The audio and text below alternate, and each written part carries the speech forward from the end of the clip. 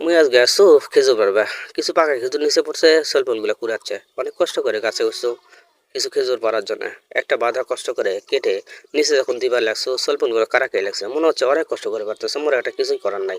যাই হোক নিরুপায় কি আর করা, ওদেরকে দিয়ে আরো কয়েকটা খেজুর পারনো। পারার পর কষ্ট করে নিচে নামছো।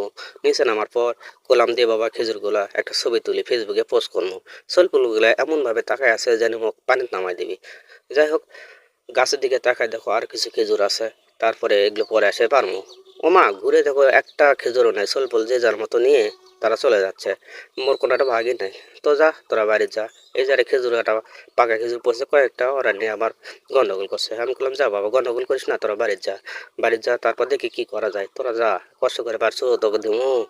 তো যাই হোক, এই যারা অনেক কাদা রাস্তা সলপলগুলো অনেক কষ্ট করে নিয়ে গেল।